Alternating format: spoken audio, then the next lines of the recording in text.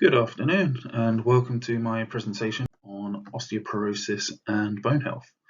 My name is Michael Barber. I'm the health lead for Age UK Norwich. I just wanted to give you a little bit more about me before we move on with the formal part of the presentation. I am actually still quite new into Age UK Norwich and I'm about 6 weeks in now. The role itself is quite diverse. It includes various project management, looking at health, well-being, safety, a range of other activities as well. However, prior to this, I worked at Norwich Health as a physiologist. So this included doing presentations like this, learning about the body, how lifestyle interacts with everything, such as your exercise and nutrition. As you can see, I'm qualified in various things as well. So I've got my undergrad in sport and exercise science, postgrad in health and well-being, postgrad diploma in human nutrition, been a personal trainer before, got my level 3 and 4 in education and training. So a lot of my work over the past decade has been on health and well-being and training and learning. So a lot going on there. But I've also got quite a various professional background as well. So I've been the clinic and registered manager for clinics, been an operations manager, which deals more with health and safety, and a fitness manager dealing with the fitness team as well. So I'd like to think quite a good varied background. So as mentioned, I work for Age UK Norwich, and I thought this would be a great opportunity to highlight some of the great activities that go on at Age UK Norwich. So one of the things that they do is something called Befriend, and so this is a scheme that's designed to try and improve the sort of health and well-being, be it mental or physical, for those who perhaps a little bit lonely, feels a bit isolated, just needs someone to talk to. It's a 12-month program, can be accessed by going to the Age UK Norwich website. We also have the Age Healthy campaign, so this is providing physical activity and other activities to help improve the overall health and well-being of the sort of aging population in the Norwich area. We also have the Animal Fostering Program, so this is in conjunction with the RSPCA. So the idea of this is that people can foster animals in a short period of time, food, bedding, vet bills, all that's taken care of as well. But it's just there to try and provide a home for animals whilst they're waiting for formal adoption. And this can be accessed going to the RSPCA Norwich website. We also do the information and advice services. So this is looking at things such as welfare, legal issues, financial issues, just overall advice on various things that you might not be aware of. So again, always worth contacting us if you're a bit unsure. We also have the Marion Daycare Centre. So this is in Norwich, of course, and it's open a few days a week currently, and it's there just to provide activities and a little bit of respite and care for carers, as well as we all need a little bit of a break every so often.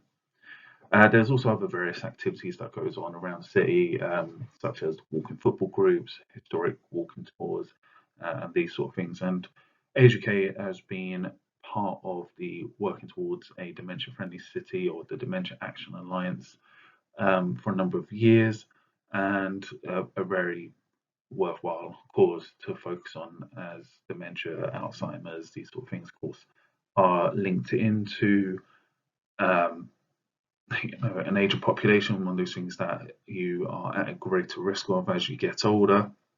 That can be very debilitating, very sad thing to see. I've seen it in my family, and very important to have that awareness and education around these sort of subjects. So what are we going to cover today? So I'm sure you're going to be very excited to find out more about osteoporosis and bone health. Now I'll try to make this as fun or informative as possible. It's not as interactive as I would perhaps like the sort of presentation to be, as it's more of a pre-recording, of course, rather than being live.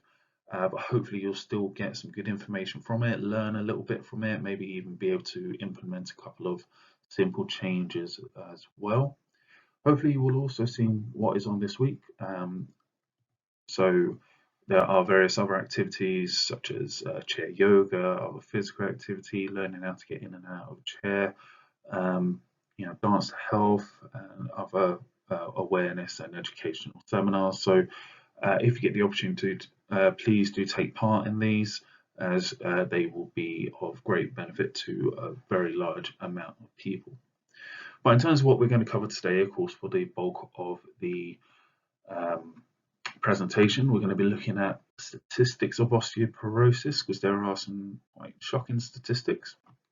We're going to be looking at bones and cells, so how are they made, what is osteoporosis, some common associated issues with osteoporosis, a little bit also on why females tend to be affected a little bit more than men, which we'll come to shortly, of course. Other related issues to do with osteoporosis, how these link to falls, a little bit on lifestyle factors, and just right at the end before the thank you is also a little bit just on some medications that doctors may also provide you.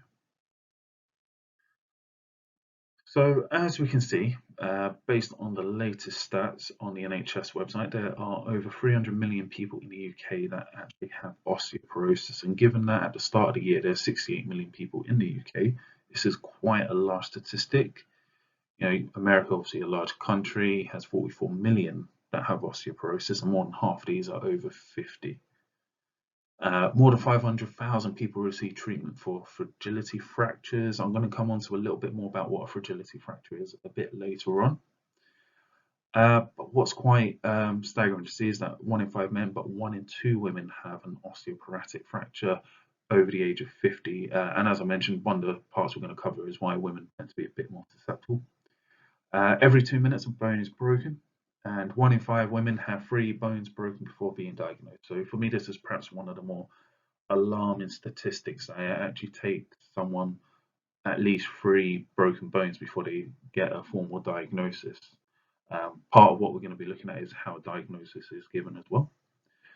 In terms of the financial element of it, it costs the NHS £6 million per day on hospitalisation and social care services for those with a hip fracture. And this isn't, of course, including any of the other fractures that goes on.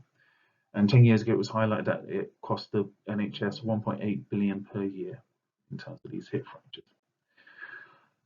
Some of the stats can also show more alarming rates in other countries. So Japan showing that 38 women have osteoporosis. China is showing an increasing rate, which is due to their aging population, and affects over 200 million people worldwide. So what are bones? So first things first, I thought it was quite important to sort of highlight that as an infant, we're generally born with about 270 bones.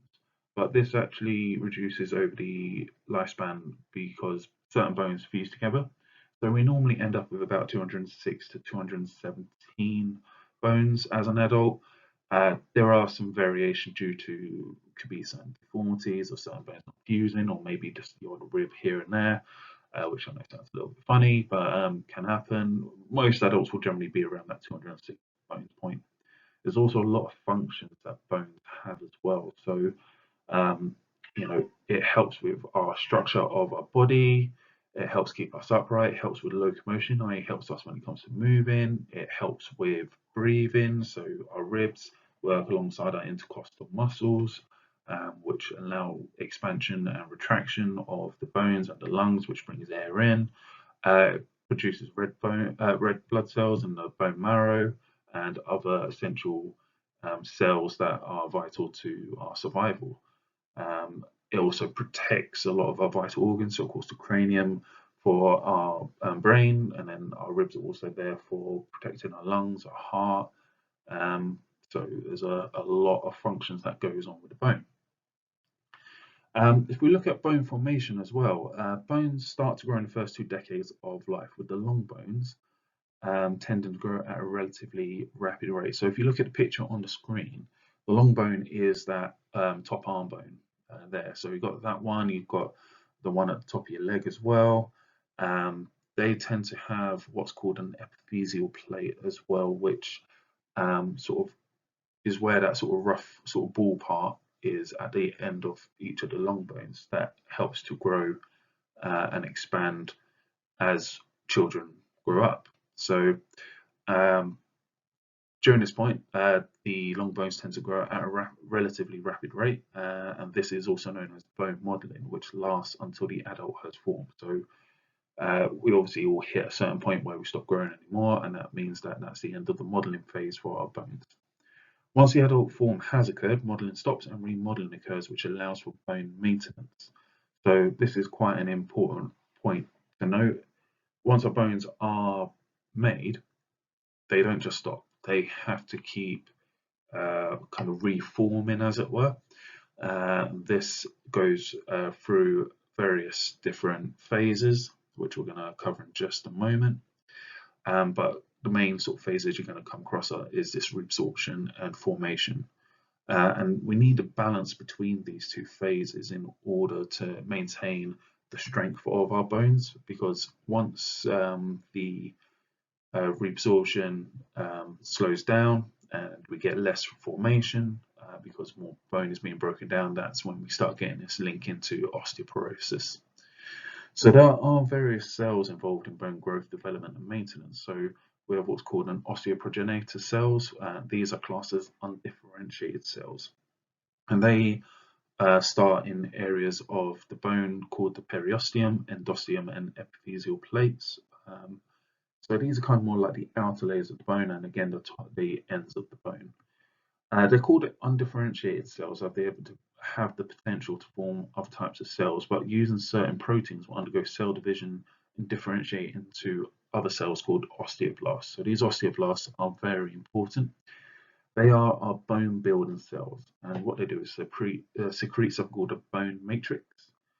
The formation of the bones occurs through two stages. So we've got what's called ossification and calcification. So ossification involves the initial formation of unmineralized bone and secrete type 1 collagen and bone matrix, and with the aid of alkaline phosphatase, which is essentially an enzyme, along with calcium and other phosphate, these levels will rise, which then causes this calcification. So basically that's when the bones themselves start to become harder and remain in this more formed state.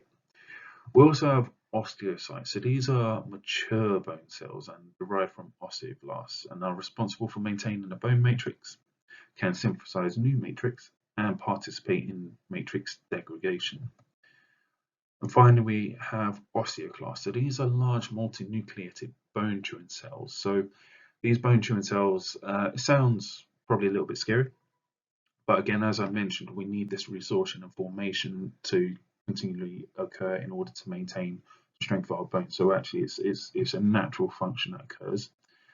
So the osteoclasts function in the resorption of bone.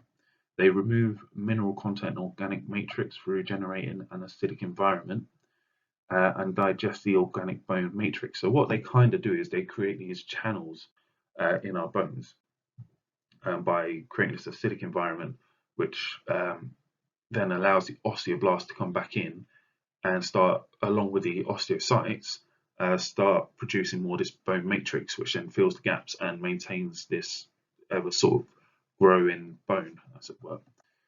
What we tend to find as well is in adults, the sequence of this remodeling lasts approximately 4 months at a time. And ideally, as kind of already mentioned, this bone loss should equate or be equal to the absorbed bone. But as we age, this typically reduces and leads to a net loss of bone. So again, this is where that link into osteoporosis and why it's important to kind of understand how bones form and their life cycle, as it were. So what is osteoporosis? So osteoporosis is a condition in which bone density reduces. I think this has probably been quite obvious now from what's been said. It is a disease characterized by low bone mass and microarchitectural deterioration of bone tissue, leading to enhanced bone fragility and an increase in fracture risk. So that's kind of why I've put these examples on the right here. So what we got is a healthy bone, which as you can see is quite dense, smaller pockets of air, smaller holes, because there's a lot going on there, whereas in the osteoporotic bone, much bigger holes, less dense, and that increases the chances of bones breaking. And that's kind of why I've included the chocolate bars below. So what we'll see here is we've got crunchy on the left and then an air on the right. So the crunchy even, as we can see, is very dense, very packed, very small holes, much more rigid. Whereas the aero, much bigger holes, much easier to break. Kind of just there as a visual representation of kind of what bones can be like. Osteoporosis itself, it develops slowly over time. So it tends to be, again, one of those diseases that you don't necessarily know you have until bones break, basically, and you get that diagnosis. If there is a risk to it, we have what's called osteopenia, which is a precursor to osteoporosis. So the bones themselves, again, they're going through this phase of where things are perhaps a bit weakened. There's a reduced bone density, but it's not to the extent of osteoporosis. We're going to cover a little bit more on this shortly as well. But I think a key point with this as well is osteoporosis can cause a significant reduction in quality of life and can lead to other issues as well. So, for example, obesity, because you're being inactive. The general pathogenesis of osteoporosis is that there is an increased bone breakdown by osteoclasts and decreased bone formation by osteoblasts, leading to loss of bone mass. So this kind of links into the previous slide, in which we need to maintain this rate of breakdown and reformation. Okay, so when it comes to diagnosing osteoporosis, what doctors will generally do is combine tools such as FRAX or Q fracture with a DEXA scan. So FRAX is the fracture risk over 10 years. And it was developed by the University of Sheffield and is designed to be used in conjunction with the DEXA scan. The DEXA, it stands for dual energy X-ray absorptiometry. So basically, it's non-invasive. It just allows specialist or doctor to look at the general makeup of the body, and we're going to have a look in a moment at an example of a DEXA scan itself. A Q fracture as well, very similar, looks at the risk of a fracture over the course of 10 years. What they do is they take various information such as age, gender, weight, height, have you had fractures before, some lifestyle factors. We're going to look at this again shortly. And it just predicts, based on thousands upon thousands of people's or data, the risk of further fracture. And when you go through a DEXA scan, based on age, gender, and such, you get a T-score. So T-scores are based on your typical density of a bone for your age and gender at that time. And when you go through it, what we want to see, or what specialists will want to see, is the density within this -1 standard deviation of T-score. So that will be classed as a normal bone density. Anything below or between -1 and -2.5 is a lower density, and therefore classed in this osteopenia range.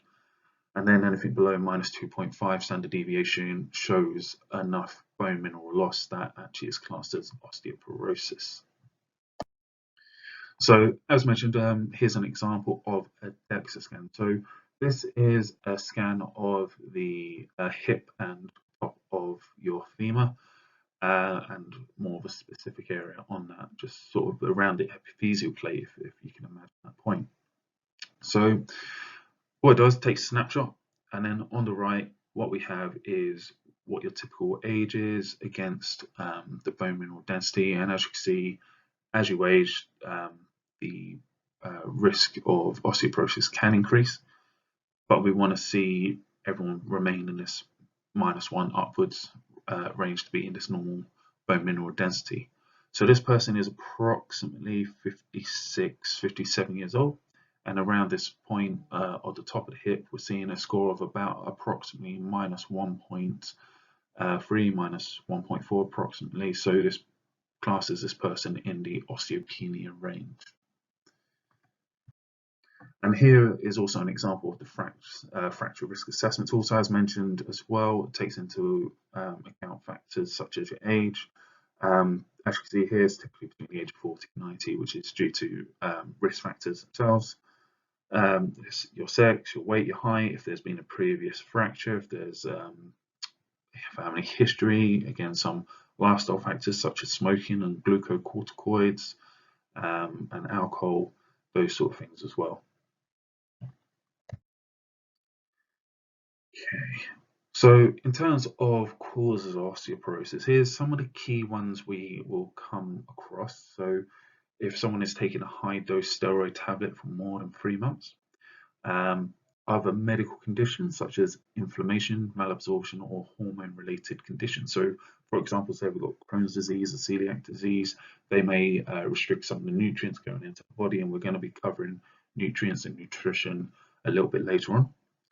Family history of osteoporosis. I mean, unfortunately, when it comes to the body, if there is a family history of certain ailments or diseases, it does increase the risk for offspring. Long-term use of certain medications as well, such as anti-estrogen tablets. So that's quite important because estrogen can help in the absorption of calcium. Eating disorders. So again, very important one there. Anorexia, bulimia. These can of course restrict the amount of nutrients getting into the body. A couple of the key ones you probably would have come across anyway would be calcium and vitamin D, which interact with each other really, but we'll be covering a few other ones a bit later on as well.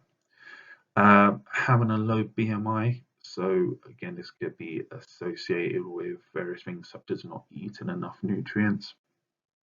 Not exercising, so again, very important when it comes to maintaining your bone mineral density, and then other factors such as smoking and alcohol, which I think all of us by now should be very aware that if you're not exercising, if you're smoking, if you're drinking too much, all risk factors for a vast range of diseases. So that's why having a good lifestyle is very important. And again, lifestyle we'll cover shortly. So why are women more at risk? So we saw earlier in the statistics slide that women have a risk of 1 in 2 over the age of 50 of having an osteoporotic break. And as we see, there are various factors that influence this. So one of them is menopause. So from a few years back, one of the things I do remember is there is a fourfold risk, increased risk, should I say, of osteoporosis post-menopause. A lot of this is to do with changes in hormones. Doesn't necessarily mean this fourfold risk stays with a woman forever after that point. It might only be for a few years, but again, this is why having this awareness and understanding and looking at things like lifestyle is very important. The risk also increases even more so if you're having an earlier menopause, so before the age of 45, or having a hysterectomy before the age of 45. Again, things like absent periods for more than 6 months due to overexercising, not eating enough. So again, that links into low BMI or things like your eating disorders as well. But as well as women being more at risk, men's risk does increase as testosterone drops, which is natural as age increases. So again, this can link into maintaining bone strength, muscle strength, and such. So once again, kind of highlighting why things like exercise and lifestyle can be very important here. So there are 3 sort of key common issues we tend to find. A lot of time you might find these will occur as well before a diagnosis is made. So broken wrists, broken hips, and broken vertebrae. So for the wrists, around 34% of women and 17% of men tend to have broken wrists from osteoporosis. And this leads to a 2 to 4-fold increased risk of subsequent fracture. I think that's pretty obvious what that means, but it basically means that if you have one broken wrist, the likelihood is that wrist will break again. In terms of broken hips, in 2016, it is estimated that it cost the NHS £1.13 billion, and that 1 in 4 people will die within a year from hip fracture. And when I saw the statistic, I was quite shocked. But I mean, it's to do with other causes as well, such as potential infections that might occur. Again, inactivity and other issues secondary to this. And then when it comes to broken vertebrae, it's suggested that there are around 66,000 vertebral fractures each year, which is quite a high number. But more alarming is 50 to 70% are perhaps undiagnosed. What you might find with those who have osteoporosis is that they tend to be a little bit more stooped, and that's because the vertebrae themselves, they they break, and so they can't support the body. And if you think back to the function of bones, one of the big important things is that structure. It's about support, it's about locomotion, and about protection. So here's some other related issues. So I've already mentioned osteopenia, but this is common among metabolic bone diseases and characterized by a reduction in bone mineral density greater than expected for age, race, or gender. So when again we were looking at the example of the FRAX and the DEXA scan, again that was taking into account these factors and looking at the T-score. So osteopenia occurs when there is a lack of bone mineralization, decrease in bone formation, or excessive bone deossification. We also have osteoarthritis. So this is the most prevalent type of joint disease, can affect any one of the 200 synovial joints in the body, and can be secondary to other underlying causes such as congenital or acquired defects or joint structures, trauma, metabolic disorders, or inflammatory diseases. So again, that can also link to things like rheumatoid arthritis, which we're about to cover as well. Prior to that, we are going to have a quick look at osteomalacia. So a lot of people may come across this, probably more so rickets. There is a slight difference. Osteomalacia is more specific to adults, rickets to children. We're going to cover rickets as well in just a moment. But in terms of osteomalacia, there is an inadequate mineralization of the bone matrix and normally caused by defects in vitamin D availability or metabolism, insufficient calcium absorption, or phosphate deficiency. So I've already mentioned a couple of times vitamin D and calcium and why that they are important in maintaining the strength of bones. When we're looking at bone formation, again, this reabsorption, this breakdown and reabsorption, and keeping this balanced is very important. So if we're not getting it, and we get these deficiencies or insufficient amounts of the right nutrients, it does increase the risk of reduced bone mineral density. And looking at osteomalacia, adults typically will have a bit more of a waddle with their gait, and will more likely have bone or muscle pain as well, and an increased risk of fractures. So a very important sort of issue to be aware of. And then just a few more as well. So I've put in the hypertension and hypercholesterolemia. So these are basically your high blood pressure and high cholesterol levels. More secondary to osteoporosis and other diseases because they can be linked partly to family history, partly to lifestyle and other factors. So again, if you're not getting the right nutrients, not exercising right, can increase the risk of these as well as osteoporosis. Rickets, as I mentioned just a couple of moments ago, so this is the sort of the child version of osteomalacia, as it were. So there is a delay in the calcification of the growth plates. So as I mentioned a couple of times, the epiphyseal growth plates that tend to be at the ends of the long bones. So there's a deformation of these, and one of the most common ones is nutritional rickets, which leads to the bow leg. So if you've ever come across rickets or seen pictures, you normally see children have this bowing of the legs, so they can't necessarily function or walk as effectively. A little bit similar to how adults can get this waddle in their gait. And then rheumatoid arthritis. So this is an autoimmune disease and affects up to 1% of people worldwide. The age of 30 to 50 is the most common onset of this. So osteoporosis, again, as we've seen, you're probably looking at more 50 plus. The FRAX score took into account 40 plus, so you might find rheumatoid arthritis can lead into it or vice versa. How does this relate to falls? So very important to sort of highlight this point, because the whole point of this week that we are going through is about falls prevention and falls risk. So although a lot of this presentation has been about osteoporosis, it's still important to understand that actually there are bone diseases that can increase the risk of falls. And falls themselves are high cost healthcare. Across the world, 1.8 million hospital beds are used and 1.1 billion in hospital costs. So very high amount. And this is just on relation to falls. This isn't including all the other costs associated with other broken bones. If we think back to one of the earlier slides on statistics, the NHS website showed that there are over 3 million people in the UK that have osteoporosis.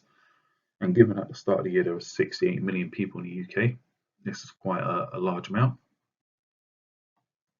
There is also a greater chance of fragility fractures due to osteoporosis. So I did mention fragility fractures earlier on, and I said I'd highlight this again later.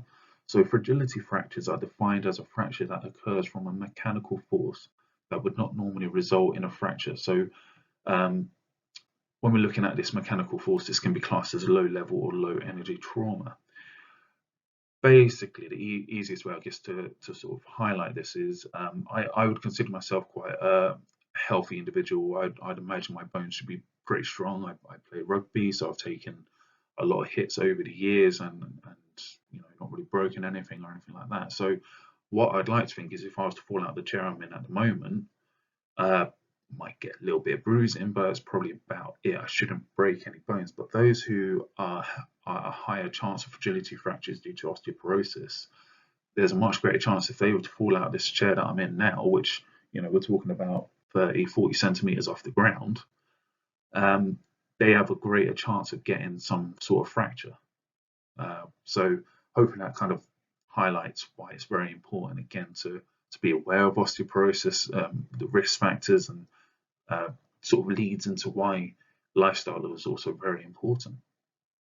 What we tend to find as well when it comes to falls is that it's normally multifactorial as well. So you normally find that there's poor balance, muscle weakness. So again, both of them can link directly into osteoporosis, because if you're stooped, cause your vertebrae are breaking, your hips broken, you're getting this waddle or bow legs. All these factors that we talked about can be very debilitating. Visual impairments can also, of course, impact and increase the risk of falling, as well as auditory issues as well. So during the week, there should be talks on visual and auditory aids. So again, if this is something of concern to you, please do take the time to review these. There are other environmental hazards. So this could be simple things such as, is your home set up in the correct way? So again, speaking to physiotherapists can be very good for this. Certain medications and certain conditions. So we've already covered things like corticosteroids use, glucocorticoid, rheumatoid arthritis, and those sort of factors as well. So they can all increase the risk of falls and link into osteoporosis. So why is lifestyle important? I think most of us probably really know lifestyle actually is important. Whether or not we all lead a good lifestyle, that can be a bit trickier. But a good lifestyle has been shown to be beneficial in preventing many illnesses, diseases, and conditions, or if it hasn't prevented, can certainly help to manage. And that's what a lot of this is about when it comes to osteoporosis and falls, is that a good lifestyle can significantly reduce the risk of either developing or can significantly help to manage. It's not to say it's the be all and end all, and again, I would always say that actually do seek professional advice. Do go to a GP, do go to a specialist if you are, if you do fall, if you do feel actually you are at an increased risk. But hopefully some of what we're going to cover may provide a few little bits that maybe you can just add into your lifestyle and routine. So the first 3 areas I just wanted to highlight, exercise, nutrition, and smoking. We're going to cover this in a little bit more detail shortly as well, but exercise can increase the bone density, which reduces the risk.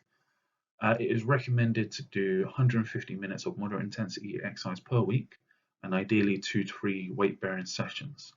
So when it comes to this moderate intensity, this can be simple things such as brisk walking, and it doesn't mean doing 150 minutes in one sitting. It can be 5 lots of 30 minutes, 3 lots of 50. It could be 5 lots of 30, but the 30 is then split down into 3 lots of 10 on each of the times you're doing it. The weight bearing sessions as well don't mean necessarily running off and joining a gym. Some simple body weight exercise or resistance bands, things you can do at home. Even getting an external load such as a sugar bag and just lifting that can create a bit of additional force. When it comes to nutrition as well, so I've already mentioned a couple of times things like calcium. They are very important in terms of maintaining and strengthening our bones. Some examples there: dark green leafy vegetables, dried fruit, yogurt, and tofu.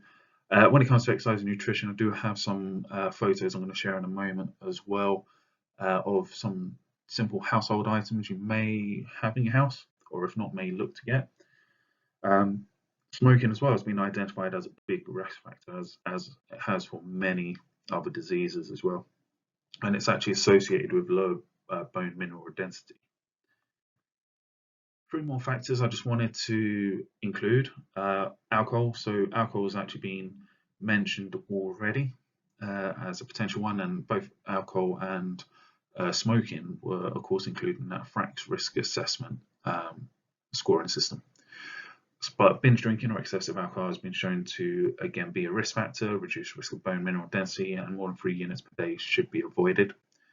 Sunlight, very important here. So this is just getting outdoors, just getting this vitamin D, even just 30 minutes a day with some skin exposure, especially in your upper arm, or your forearms, your face, where possible. The bigger skin areas such as your back and chest can be really good for taking in this sun.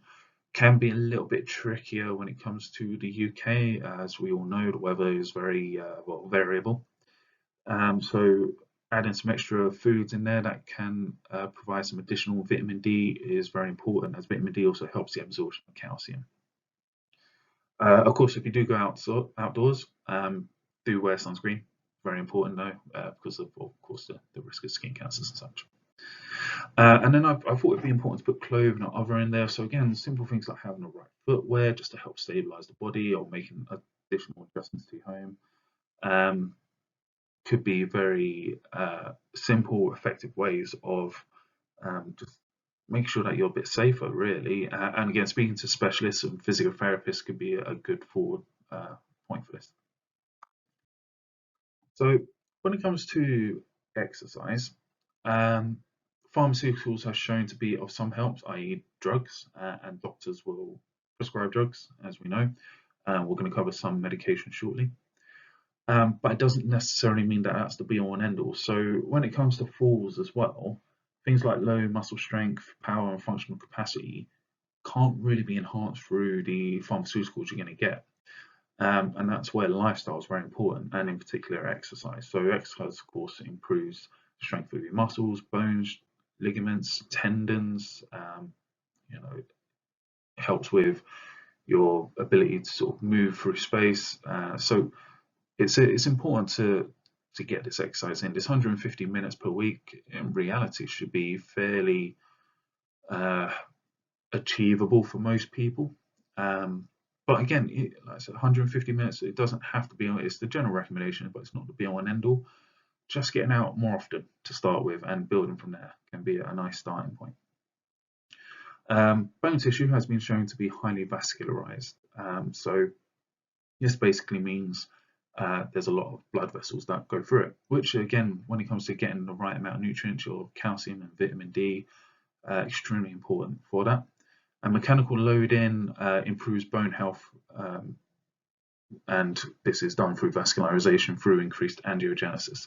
So angiogenesis is basically blood vessel formation. Simple things like using movements such as fast walking, so I've already mentioned brisk walking itself, and stair ambulation can increase bone mineral density in the femoral head to counter the age-related loss. So the femoral head is basically the, if you think back to one of the previous slides when I showed the example of the DEXA scan, that femoral head is that part that is joining into the pelvis, and it is the femoral head is actually one of the areas that could be quite at a higher risk of reducing bone mineral density. So again, getting this fast walking and stair ambulation can help with that. And it does say if added into a daily routine. But again, getting out for 10-15 minutes just to start with, just walking around your block if possible. Again, if you need to use an aid, please do so. We are designed to be moving, really.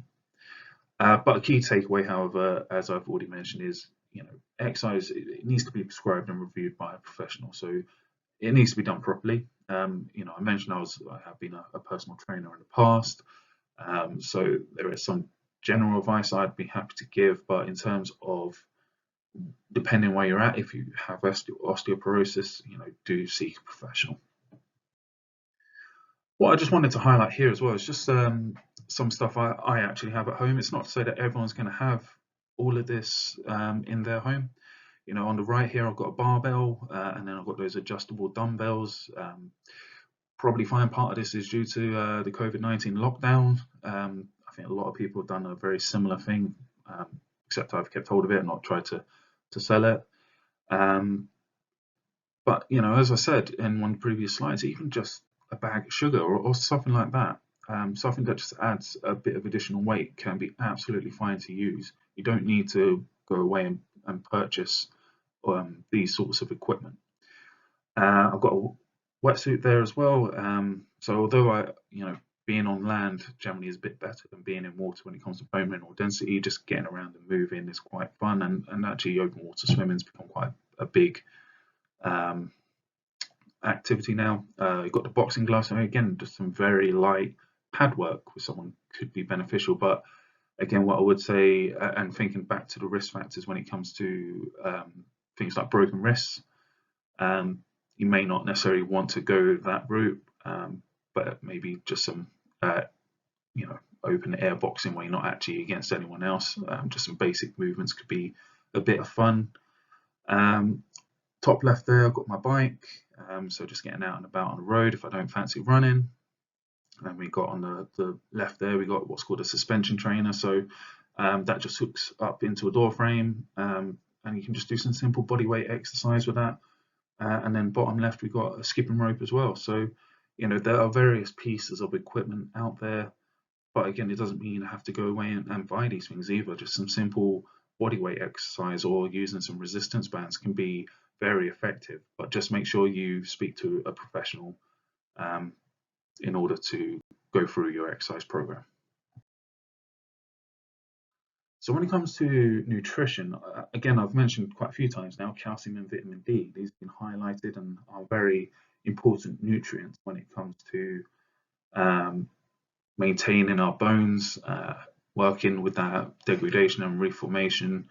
But there is also evidence that links iron, copper, and selenium as essential nutrients when it comes to bones. Fruit and vegetables provide phytochemicals as well, which help with bone remodeling. But yet we are still not eating enough of these, and this is back in 2017, and I would probably argue we're still at the same point. There's a lot of people in the UK and across the world who do not get enough fruit and vegetables in the diet. They provide the vitamins, minerals, they provide fiber, they provide these phytochemicals, antioxidants, all extremely important. We in the UK, we recommend 5 portions a day between fruit and vegetables. You go to other countries, some of them recommend 7 a day, some even 11 a day. Part of this isn't to provide bespoke nutritional advice or nutritional plans, but there are people out there, plenty of people with plenty of knowledge on nutrition and recipes and stuff, which would be good to go to, or even the NHS website or the Osteoporosis Society could provide a bit more information there. In another study as well, using NHANES, so this is the National Health and Nutritional Examination Surveys, it showed that a higher copper intake was associated with a reduced risk of osteoporosis and increased bone mineral density. So again, highlighting that it's not just calcium and vitamin D, although they are very important, but like most things when it comes to the body, just having a good, healthy, balanced diet is important. And then what I just wanted to highlight here were just those sort of 5 food groups and examples of foods you might have in your household. So in the top left, we've got iron. So from there, we're looking at your dark green leafy veg, things like spinach. You've got your red meats, things like broccoli, pumpkin seeds, quinoa, things like liver as well can be really good for it. In the bottom left, we have calcium. So your typical things like your dairy products such as cheese, milk, yogurts, but also oily fish, seeds. So in there, I've got flaxseed and chia seeds. You've got beans. Whey protein can sometimes have a little bit, although I would again try to stick to more of a natural diet. Certain cereals can be enriched with calcium. In the middle there, your vitamin D. So again, oily fish, mushrooms, egg yolks, certain cereals again. I've also put on the left there a couple of supplements. So I've got one for vitamin D and then I've got one for omega-3 oil, which again can all help provide some simple vitamin D supplementation. And then on the top right, we've got your copper. So a lot of that comes from fruit. So in there, I've got your avocado, kiwis, and bananas, but plenty of other fruits such as blackberries also provide copper. And then on the bottom right, not sure if you can see all of that because it might have my face in there, but that's for selenium. So we've got your mixed nuts, particularly Brazil nuts. They are really good, and if you get one that's large enough, it's been shown to have enough selenium for your typical daily allowance. But again, eggs and brown rice can all be good examples of food you might find in your home. And hopefully most of these things you probably will have. Or if not, we'll be encouraged to perhaps go out and find them. So again, a lot of this links into sort of your Mediterranean diet, so healthy amounts of fruit and vegetables, lean meats if you're going to have it, and obviously not too much red meat, healthy grains, legumes, your seeds, your nuts, your oily fish, your beans, all these things can help create a good balanced diet. So we also have smoking. So as I mentioned, it is a risk factor. One of the biggest things that comes with smoking and osteoporosis is cadmium. So cadmium is a toxic element found in the Earth's crust and general environment and has been linked to reduced bone mineral density, prostate function, reduced testosterone, and high blood pressure. So it is naturally occurring, so it's quite hard to avoid, but in small doses, it's not going to really cause too much. But this is where osteoporosis-induced smoking really is quite alarming.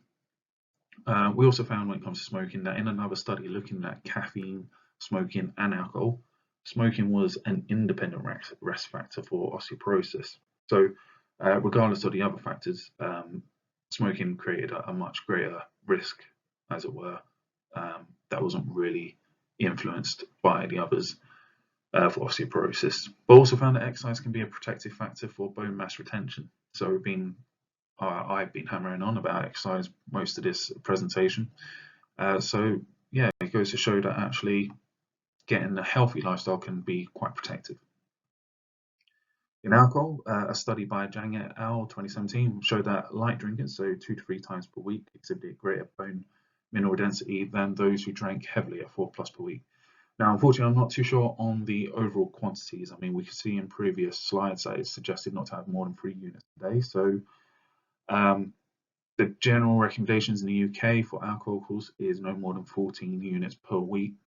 That's both males and females, with ideally no more than sort of 2 to 3 units per sitting. So, if you go onto sort of alcohol awareness websites, they can give you a good breakdown of roughly how much you have in, if you were interested. But again, it's just highlights the impact that it have. And actually, in the study by Draghi et al., they actually went a little bit further and looked at, if you look at how many drinks per day, so half to 1 drink per day increased the risk of osteoporosis by 1.38. So even though light drinkers might overall be at a reduced risk compared to heavier drinkers, it's still an increased risk. 1 to 2 drinks increased to 1.34, so actually slightly lower than the half to 1 drink, but quite a big jump then to when you have more than 2 drinks per day to 1.63 times as likely to develop osteoporosis. So across the study, their research showed overall a positive relationship between the quantity of alcohol and the risk of osteoporosis. So again, just highlighting once again, having a balanced lifestyle is very important. I did mention sunlight as well. So sunlight has been shown to reduce the risk of osteoporosis, and great exposure further reduces the risk and was also significant in those who are vitamin D deficient. Now, in this particular study, they actually looked at exposing workers to 5 hours per day of sunlight. So they actually had quite a significant amount of exposure. As mentioned in the other slide as well, do wear sunscreen, do protect yourself. It's not going to stop you from getting the nutrients, and you don't necessarily need to spend hours upon hours, but as humans, we are kind of designed to be outdoors as well. We do generally feel better out when we see that nice sort of outdoor area, the park space, the greenery. It's good for other factors to do well-being. And vitamin D, as I've already mentioned, aids the absorption of calcium, which is needed for bones. Getting enough of both helps to reduce the risk of osteoporosis. And then the last bit in terms of the lifestyle side, we've got clothing and aids. So having the right footwear is very important, as this could help with balance. Don't be afraid to use other aids to keep upright, such as a frame or stick. It's better that than falling over and breaking bones. Using other aids around the home to help prevent falls, and have your vision and hearing test as well, because again, very important. Seek help from professionals. Keep up a good lifestyle. All what I hope are just quite obvious, aids that hopefully, if you're not already doing, will be willing to do now after seeing this presentation. So I did mention as well, there are certain treatments that might be prescribed by a specialist or a doctor. HRT, which obviously a bit more specific to females, is not a specific treatment for osteoporosis, but it has shown to help bone strength. A lot of that is again to do with calcium as well, such as these SERMs, so selective estrogen receptor modulators, which have similar effects to estrogen on bones by helping to maintain bone density, especially the spine, which is quite an interesting one. And from what I remember, there's actually only one official SERM that's released for medication. There are multiple ones out there, but this one's more specific to osteoporosis and again the spine. Just going back to HRT as well, what you will generally find with that is that it won't be prescribed specifically for osteoporosis, but it's just been shown to actually potentially aid with osteoporosis. We also have these biphosphonates. They basically slow the rate in which bone is broken down in the body. So again, I think right back to the beginning of this presentation, talking about bones and maintaining the rate of breakdown and resorption, and then the osteoblasts releasing more of this matrix back in to reform everything.